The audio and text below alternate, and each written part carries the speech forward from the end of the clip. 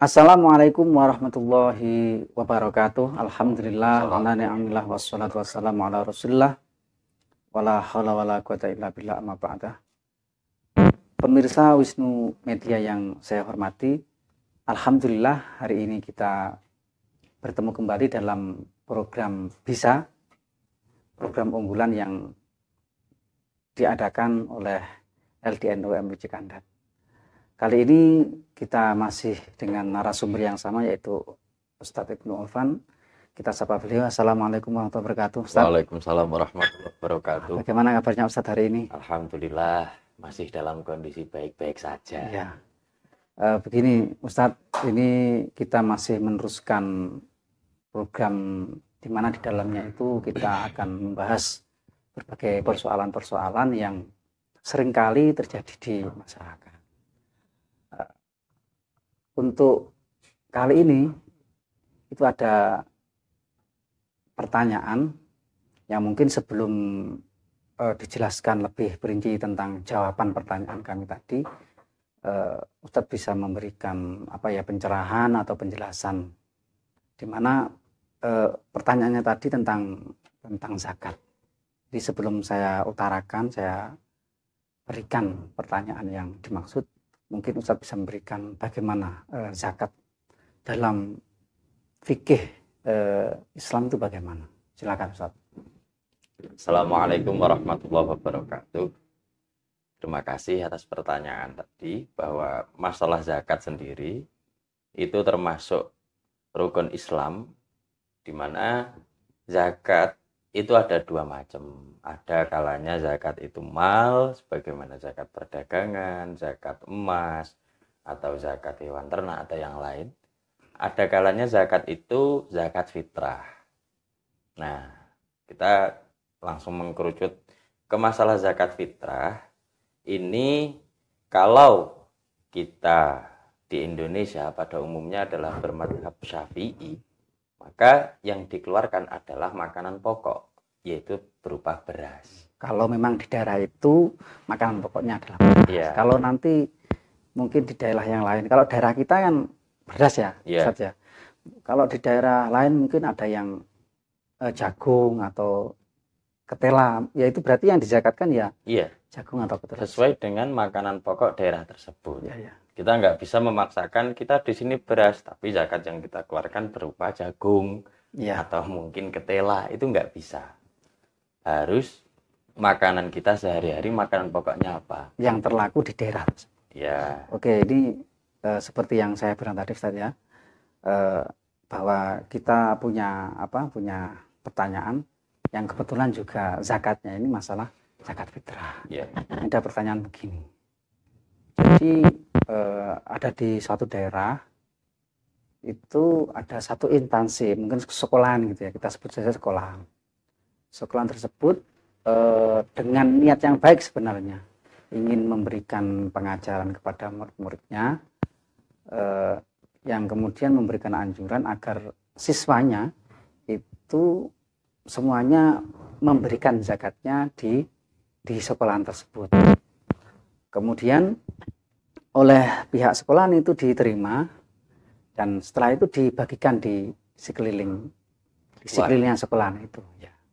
Itu pertanyaannya adalah, apakah yang demikian ini sudah dibenarkan oleh fikih? Karena kalau menurut saya pribadi Ustaz ya, kalau nggak salah itu dalam Al-Quran kan dijelaskan bahwa yang diberikan zakat itu sudah tertentu. Kalau nggak salah ada asnaf ya, 8. Asnaf asamaniyah. Ada 8 golongan. Kalau nggak salah nggak ada sekolahan itu. Ini pertanyaannya seperti itu. Ini kok zakatnya ke sekolahan itu sebenarnya gimana? Mohon diperjelas Ustaz. Jadi gini, untuk masalah pendidikan semuanya saya kira nggak ada yang salah.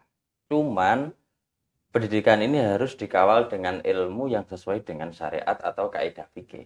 Iya. Nah, di dalam masalah zakat fitrah khusus ada orang yang nanti mengurusi zakat, biasa disebut dengan amil. Amil zakat. Ya. Dan amil ini berbeda dengan panitia zakat.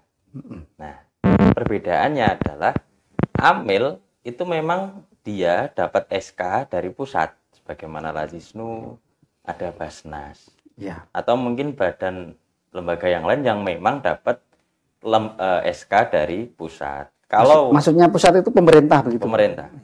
Harus resmi. Harus resmi. SK dari pemerintah. Iya. Sebab kaitannya nanti dia bisa menerima zakat. Dia bisa menggugurkan kewajiban muzaki orang yang memberikan zakat cukup lewat dia. Berbeda ketika di sekolah, ketika gurunya membuat panitia zakat, disuruh nanti murid-muridnya mengumpulkan zakat kepada gurunya ini. Terus sama gurunya nanti disebar, dibagikan. Kalau semacam ini, guru hanya sebagai perantara saja. Bukan amil. Bukan amil. Guru tidak berhak menerima zakat dengan atas nama amil.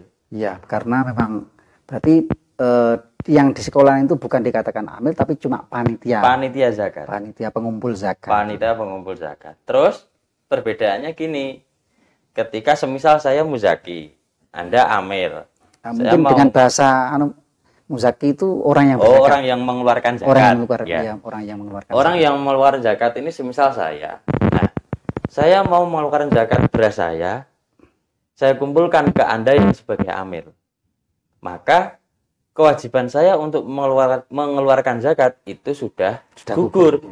Nah, walaupun nanti sama amil ditasarufkan ke siapapun, selama itu sesuai kriteria 8 asnaf, ada fakir, ada miskin, ada ghorim, ada ibnu sabil, nanti ada sabilillah, ada hamba saya.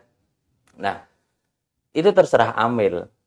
Nah, ketika saya memberikan zakat kepada panitia zakat, maka kewajiban saya belum gugur selama sama panitia zakat ini belum diberikan kepada asnaf tadi, orang yang mustahik kalau dalam fikihnya, atau orang yang menerima zakat.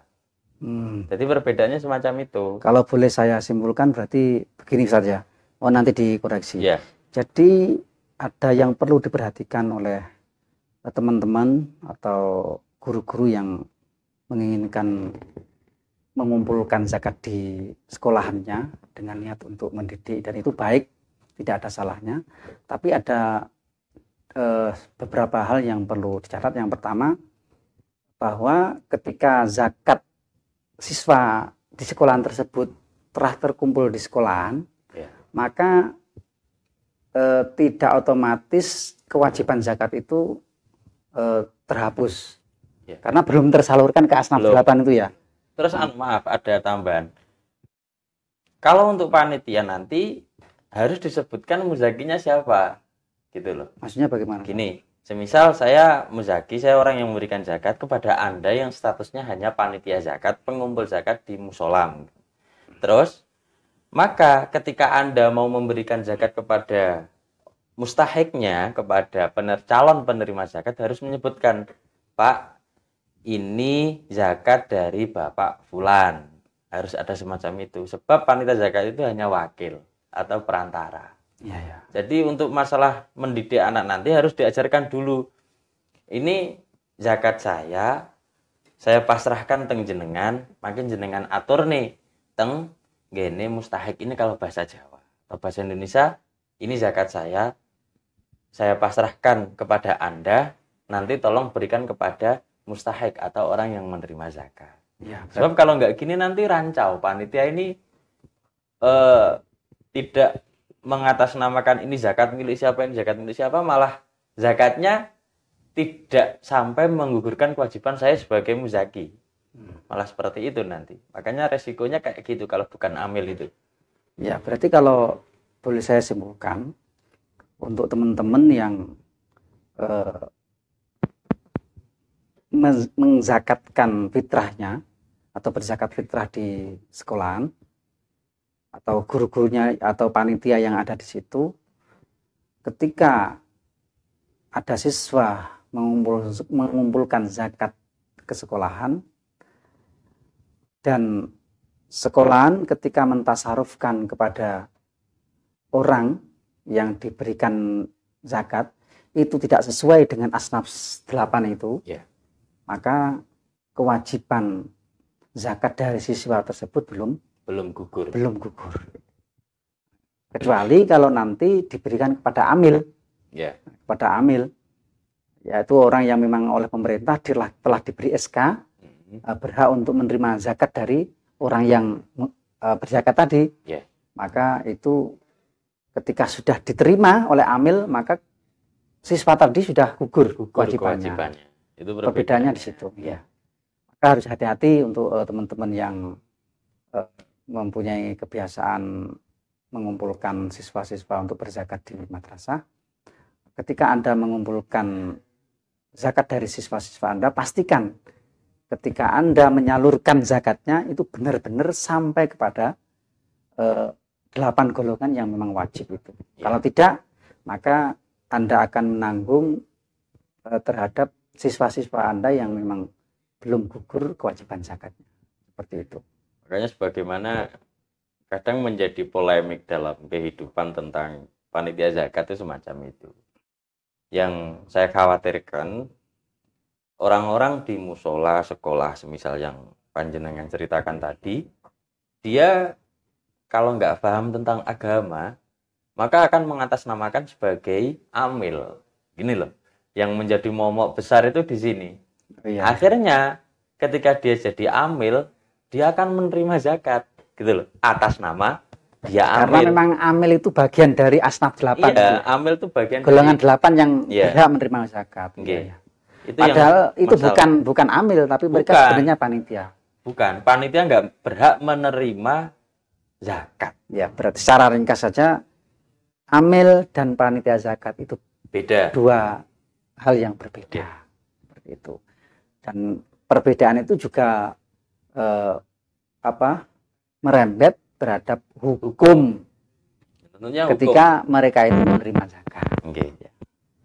Kalau dibilang panitia itu hanya wakil, dia hanya penyalur, kewajiban saya belum gugur selama belum disalurkan. Nah, kalau amil, kewajiban saya gugur cukup saya berikan kepada amil tersebut. Jadi kalau saya zakat ke Lazisnu semisal, maka kewajiban saya sudah gugur karena Lazisnu sudah diangkat sebagai amil. Makanya untuk teman-teman yang menginginkan zakatnya itu benar-benar sampai kepada orang yang berhak untuk menerima, kalau Anda memang membawa zakat Anda ke sekolahan, ya Anda harus bisa pastikan bahwa panitia yang ada di sekolahan itu benar-benar menyalurkan ke orang yang benar-benar berhak ya saja. Tapi kalaupun tidak ya maka hendaknya Anda bawa zakat Anda itu sendiri ke orang yang benar-benar sesuai dengan kriteria golongan 8 itu.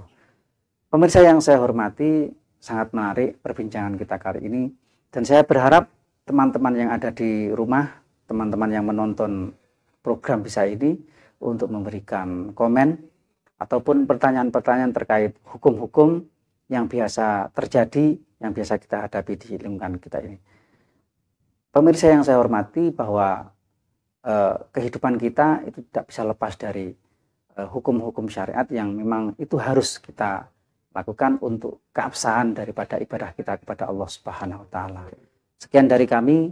Assalamualaikum warahmatullahi wabarakatuh.